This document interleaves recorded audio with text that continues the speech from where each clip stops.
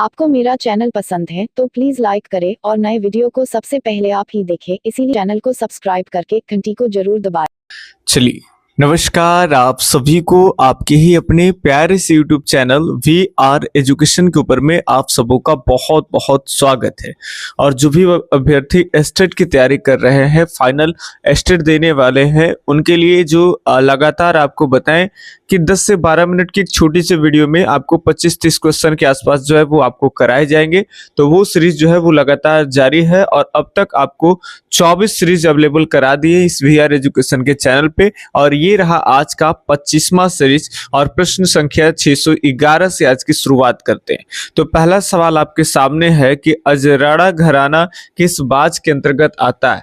तो अजराड़ा घराना की अगर हम बात कर लेंगे तो ये आपके दिल्ली बाज के अंतर्गत आता है। फटाफट से 25 इंपॉर्टेंट प्रश्न को आप एक झलक देखते चलेंगे। एग्जाम के लिए काफी महत्वपूर्ण ये होगा आपका। ध्रुव मार्ग किसने स्थापित किया था। जो ध्रुव मार्ग जो है वो सारंगदेव ने स्थापित किए थे। बी ऑप्शन यहाँ पे सही हो जाएगा। 613 नंबर प्रश्नों के ऊपर में हम लोग चलेंगे। तो 613 नंबर जो प्रश्न है वो ये रहा, स्वर्गीय पंडित अनोखे लाल जी किसके शिष्य थे। आपको बताने कि स्वर्गीय पंडित अनोखे लाल जी की अगर बात कर ले तो इनके शिष्य की बताएं कि किनके शिष्य थे, किसके शिष्य थे। तो स्वर्गीय पंडित अनोखे लाल जी है वो भैरव प्रसाद जी के शिष्य थे, यानी बी ऑप्शन सही होगा, है ना। अगला सवाल जो है वो आपका दमादम वाद्यों के किस वर्ग में आता है। दमादम वाद्यों के किस वर्ग में आएगा। तो ये दमादम जो है वो आपके अवनद वाद्यों में आपके आते हैं। तो सी ऑप्शन सही होगा। 615 नंबर प्रश्न की बात कर लेंगे। तो प्रश्न है कि किस ताल में 4 तिरकिट का प्रयोग होता है। तो 4 तिरकिट का प्रयोग आपके झुमरा ताल में होते हैं। डी ऑप्शन सही हो जाएगा, डी झुमरा ताल। निम्न में से किस राग का वादी स्वर षड्ज है। षड्ज का मतलब सा है। तो षड्ज अगर वादी स्वर वाले अगर हम इसमें से ढूंढे तो राग वसंत जो है इसका वादी जो है वो आपका षड्ज हो जाएगा, है ना। चलिए, मारवा का नहीं होगा, सीढ़ी का नहीं होगा, कालिंगड़ा का भी नहीं होगा। तो यहाँ पे सही जवाब 616 नंबर प्रश्न का बी ऑप्शन बसंत। छाया नट का वादी स्वर कौन सा है। छाया नट का वादी स्वर कौन सा है। तो छाया नट का वादी स्वर की बात करेंगे तो रेवादी और पसंबादी है। तो बी ऑप्शन सही हो जाएगा। अहिर भैरव का वादी स्वर कौन सा है। अहिर भैरव का वादी स्वर जो है वो आपका म हो जाएगा, है ना। अहिर भैरव का वादी स्वर क्या हो जाएगा, म हो जाएगा। तो संवादी क्या होगा, स हो जाएगा। आप याद रख सकते हैं कि अहिरा मारतो तो सह लेमी, है ना। मगही बोल रहे हैं आपको। अहिरा मारेगा तो सह लेगा जी। कौन मारेगा, अहिर मारेगा। अहिर के लाठी चलता है, मैंने बिहार में ठेठ में लोग कहते हैं। तो अहिर मारेगा तो सह लीजिएगा। तो अहिर का वादी म और संवादी स। ये ऐसे याद रख सकते हैं कि अहिर भैरव, अहिर भाई मस्त होता है ना। अहिर भाई कैसा होता है, मस्त होता है। कैसे याद रखिएगा, ये तरीका है, ऐसा नहीं कि जो ट्रिक है वो रियलिटी है, उस तरह की भावना हम नहीं रखते। अहिर भैरव आपका वादी हो जाएगा, इसका म। संवादी पूछता तो स हो जाता है, ठीक है। चलिए, अगले सवाल की बात कर लेंगे। तो सवाल है कि बागेश्वरी राग का वादी क्या है। बागेश्वरी राग का वादी बताना है। तो बागेश्वरी का वादी जो होगा वो म हो जाएगा, याद रखेंगे। बागेश्वरी का वादी भी क्या हो जाएगा, म हो जाएगा। अगले सवाल की तरफ बढ़ते हैं। तो अगला सवाल जो है वो है आपके इंपॉर्टेंट प्रश्न, रविंद्र संगीत में किस राग का सर्वाधिक प्रयोग हुआ है। तो रविंद्र संगीत में सबसे ज्यादा वैरवी का प्रयोग हुआ है। तो यहाँ पे बी ऑप्शन सही है। अगले सवाल जो है वो खमसा किस धर्म से संबंधित लोगों का गायन शैली है। तो खमसा जो है ये आपका इस्लाम लोगों का है, मुसलमान या मुस्लिम कह सकते हैं आप। टप्पांगिक यानी जिसे टप्पा शैली के गीत की बात करना है कि किस भाव से प्रेरित होते हैं। टप्पा का ये जो है वो आपका भाव पूछा गया पिछले बार स्टेट में। तो सही जो जवाब होगा वो हो जाएगा आपका श्रृंगार रस, ठीक है। तो ये आपका ये ऑप्शन सही है। याद रखेंगे टप्पा किस रस से संबंधित है, तो श्रृंगार रस से, ध्यान रखिएगा, ठीक है। टप्पा की जगह कुछ औरों का भी आपसे रस पूछा जा सकता है। तो ये सारा कुछ जो पढ़े होंगे, जितने भी आपका ध्रुपद, धमार, टप्पा, चैती, कजरी, तो सबको ध्यान रखेंगे कि किस रंग से रस से है, किस महीने में गाए जाते हैं, किस ताल का प्रयोग होता है, उसका दूसरा नाम क्या है, सारा कुछ ध्यान रख के जाइएगा, प्रश्न आएंगे। रविंद्र संगीत पर किस उत्तर भारतीय शैली का सर्वाधिक प्रभाव है? तो उत्तर भारत में यही रविंद्र संगीत में भैरवी का प्रयोग होता है, लेकिन इस पे अगर किस गायन का प्रयोग है तो ये आपका ध्रुपद का इस पे सबसे ज्यादा प्रभाव पड़ता है। तो ए ऑप्शन ही आपका सही हो जाएगा। अगले बात करें तो दक्षिण भारतीय वर्णम गायन में प्रयुक्त मृदंग के बोलों को क्या कहते हैं? मृदंग के बोलों को दक्षिण भारत में क्या कहते हैं? तो इसे कहते हैं वर्णम गायन में प्रयुक्त मृदंग के जो बोले उसे तो चोलू केट्टू कहते हैं। चोलू केट्टू लिखा हुआ है, चोलू होगा चो खाली, ठीक है, बाकी समझिए, थोड़ा सा वर्डिंग मिस्टेक है। अगले सवाल है कि इनमें से कौन गायन शैली भक्ति प्रधान है?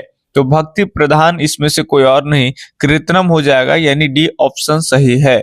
और आपको याद होना चाहिए कि अगर अभी तक आप लाइक का बटन नहीं दबाएं तो प्लीज लाइक कर दीजिए। ज्यादा दिन तो आप वीडियो देखना नहीं, बस 2 दिन की ही तो बात है, फिर आपका स्टेट का एग्जाम हो जाएगा, है ना? तो प्लीज लाइक भी कर दे। चलिए, दक्षिण भारतीय पद्म गायन शैली संबंधित है। तो दक्षिण भारतीय पद्म गायन शैली जो है वो आपका ध्रुपद से संबंधित है, तो बी ऑप्शन यहाँ पे सही हो जाएगा। 600 आपका हो गया 26, और बढ़ते हैं हम लोग 627, कम से कम 30 कर देंगे आज के प्रश्न तक, क्योंकि उधर हम लोग देख लिए थे 9, 30 पार कर देंगे, ठीक है, तो आपका 25 क्वेश्चन जो है वो प्लस हो जाएंगे, है ना। चलिए अगले सवाल की बात कर लेंगे। तो अगला सवाल ये रहा कि भारत में गजल गायन के उद्भावन कौन थे? तो गजल की अगर बात कर लेंगे तो ये करने वाले कोई और नहीं, मोइनुद्दीन चिश्ती हो जाएंगे। मिर्जा गालिब अभी नहीं, पहले मोइनुद्दीन चिश्ती हो जाएंगे। मोइनुद्दीन चिश्ती एक सूफी संत थे, और कैसे वो कहाँ से आए, भारत में कैसे आए, और आकर करके अजमेर में आकर के बस गए। उनकी दरगाह जो है वो अजमेर में है। फिर उनके शिष्य, सभी सूफी संतों का एक अपना इतिहास है ना। उसके शिष्य बहुत रहे। तराने में मृदंग के बोलों का प्रयोग करने पर गायन शैली का निर्माण होता है। तो तराने में मृदंग के बोलों का प्रयोग अगर हम करते हैं तो वो जो गायन शैली बनता है उसे त्रिवट कहते हैं। याद रखिएगा, डी ऑप्शन सही होगा, त्रिवट, ठीक है। अगले सवाल, तराने के कितने भाग होते हैं? तो तराने की अगर भाग की बात कर लेंगे तो तराने के 2 भाग होते हैं, बी ऑप्शन सही हो जाएगा। अगले सवाल, विलंबित ख्याल में किस ताल का अधिक प्रयोग होता है? ये इंपॉर्टेंट प्रश्न है कि विलंबित ख्याल में किस ताल का प्रयोग होता है, ठीक है। तो विलंबित ख्याल में किस ताल का प्रयोग होता है? तो इसमें एक ताल का प्रयोग होता है, बताएंगे आप लोग, कमेंट करिएगा। विलंबित ख्याल में एक ताल का प्रयोग होता है। तो द्रुत ख्याल में किस ताल का प्रयोग होता है, ये कमेंट करके बताइएगा। देखिए प्रश्न भी आ गया, सॉरी नहीं, प्रश्न आया है लेकिन उसका पैटर्न चेंज है। द्रुत ख्याल जिसे छोटा ख्याल भी कहते हैं, इसके आविष्कारक किसे माना जाता है? और विलंबित ख्याल को बड़ा ख्याल भी कहते हैं। ऐसे भी आएगा कि विलंबित ख्याल को कौन सा ख्याल कहते हैं? तो बड़ा ख्याल, ख्याल के 2 प्रकार, छोटा और बड़ा, है ना, उसी को आप विलंबित या धूर्त कर लीजिए। तो इसे जो बड़ा ख्याल है, जिसे सॉरी छोटा ख्याल है, जिसे ध्रुत ख्याल कहते हैं, इसके संस्थापक कौन है? तो इसके संस्थापक आपका हो जाएंगे अमीर खुसरो। अगर बड़ा ख्याल विलंबित रहता तो सुल्तान हुसैन सरकी हो जाता यहाँ पे, है ना, लेकिन यहाँ पे 631 का टी सही है। अगले सवाल, लाइक का बटन जरूर दबा दीजिए, बार बार आपको याद दिला रहे, अच्छा भी नहीं लगता है। रूपक नामक है, यहाँ पे नामक समझिएगा, ठीक है। रूपक नामक प्रबंध की बात कर लेंगे तो रूपक नामक प्रबंध से किस भारतीय शैली का विकास हुआ है? तो वो आपका रूपक से बना है दादरा का, है ना, रूपक से दादरा का।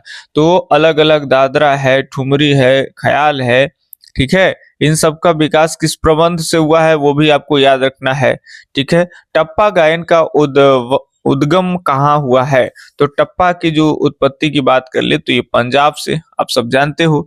तो ये लगभग आपको 25 क्वेश्चन जो है वो आपको प्लस करा दी, 25 क्वेश्चन के आसपास कम से कम हुए होंगे, ठीक है। तो कैसा लग रहा है सीरीज, कमेंट करके बताएंगे। आप लगातार सीरीज को देखते जाइए। जो बच्चे बाद में जुड़ते हैं वो इस चैनल के ऊपर में पहले से है, अब नोट्स लेने का कोई फायदा नहीं है।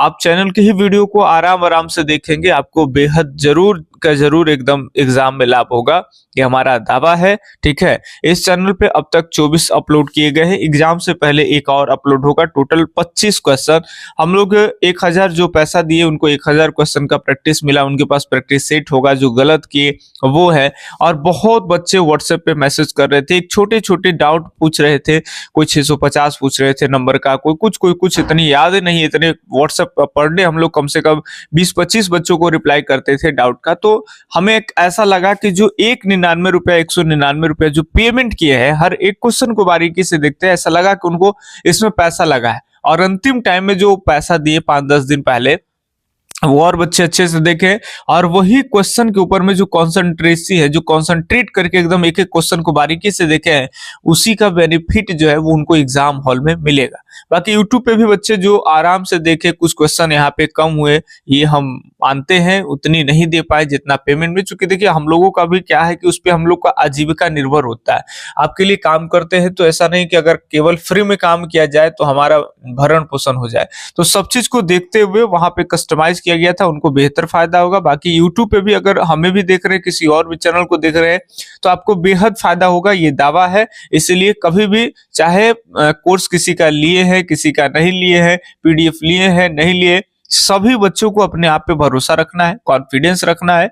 और अगर भरोसा नहीं आ रहा तो हम पे भरोसा करिएगा, आप एग्जाम हॉल में बैठिएगा, कई क्वेश्चन आपको इन दौरान जो पिछले 10-15 दिन का जो कंसंट्रेट करके जो क्वेश्चन दिखे हैं, उसी तरह के क्वेश्चन आपको देखने के लिए मिलेगा। ठीक है, तो एकदम नहीं घबराना है, मस्त रहना, स्वस्थ रहना, तैयारी एकदम पूरा जोरों शोरों से करना है। हम मिलते हैं एक और वीडियो में एग्जाम से पहले, तब तक के लिए धन्यवाद। जय हिंद, अल्लाह हाफिज, आपका दिन शुभ हो, राधे राधे।